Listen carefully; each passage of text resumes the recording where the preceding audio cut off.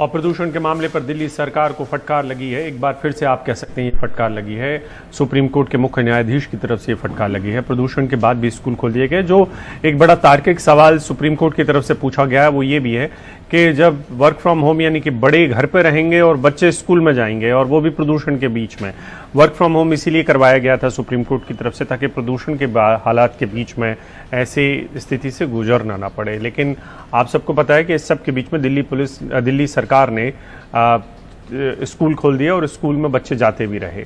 और आज काफी सवाल पूछे हैं। उन्होंने कहा है कि आपने कहा था कि आपने स्कूल बंद कर दिए हैं, लेकिन सभी स्कूल बंद नहीं हैं। ये तमाम सवाल पूछे हैं आज सुप्रीम कोर्ट ने।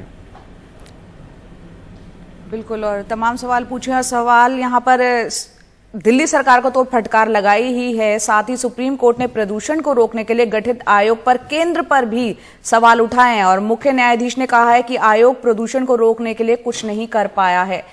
हमारे साथ जुड़ रहे हैं हमारे सहयोगी आशीष भार्गव। आशीष, यहाँ पर केंद्र और राज्यों को एक तरीके से सुप्रीम कोर्ट ने अल्टीमेटम दे दिया है, 24 घंटे में कदम उठाने को कहा, और ये भी कहा है कि जब इस तरह की आपातकालीन स्थिति होती है तो असाधारण कदम उठाने होते हैं।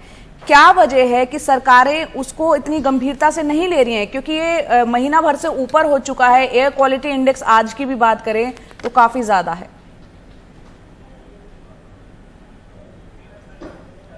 जी बिल्कुल, देखिए करीब आधे घंटे तक ये सुनवाई हुई और सबसे अहम बात यह है कि देश की सबसे बड़ी अदालत और न्यायपालिका के मुखिया इस मामले की जांच कर रहे हैं और वो निराशा व्यक्त कर रहे हैं कि कोर्ट लगातार मामले की सुनवाई कर रही है, कोर्ट लगातार मामले में आदेश जारी कर रहे हैं, वकील लगातार बहस कर रहे हैं, सरकारें कदम उठाने का दावा कर रही हैं, उसके बावजूद प्रदूषण बढ़ रहा है।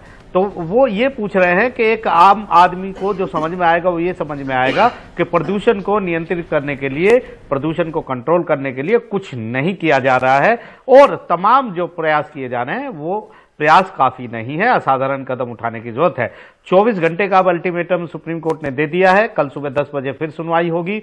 या तो सरकारें ठोस कदम उठाएंगी, नहीं तो अदालत जो है वो एक सख्त कदम उठाने जा रही है। हो सकता है कि एक टास्क फोर्स का गठन कर दे इस तमाम कदमों की, उपायों की निगरानी के लिए। तो एक बड़ा कदम होगा, एक अभूतपूर्व कदम इसलिए होगा कि पहले से ही प्रदूषण को लेकर सुप्रीम कोर्ट ने चिंता जताई है कई बार, लेकिन प्रदूषण किसी तरह उस जो लेवल है वो कंट्रोल में नहीं आ रहा है, जो चिंता की बात है। इसलिए सुप्रीम कोर्ट ने सभी को कहा है कि वो अब कदम उठाए या फिर सुप्रीम कोर्ट को आगे बढ़ना पड़ेगा। जी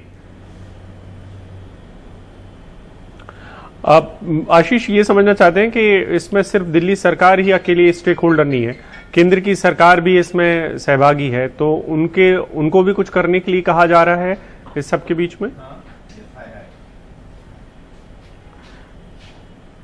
जी देखिए, न केवल दिल्ली सरकार बल्कि केंद्र तो है ही, साथ में हरियाणा सरकार है, यूपी सरकार है, क्योंकि एनसीआर के इलाके इनके पास भी हैं। तो सभी को बोला गया है कि आप कदम उठाइए और इसमें पंजाब भी शामिल है, क्योंकि पराली जो है वो जो समस्या है वो पंजाब से ज्यादा आती है।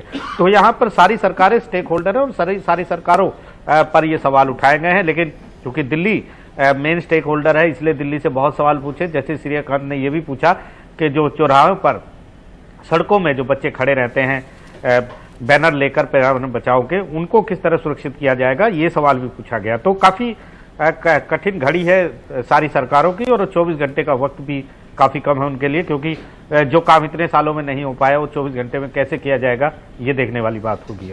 जी जी, बहुत बहुत शुक्रिया आपका आशीष इस पूरी जानकारी के लिए।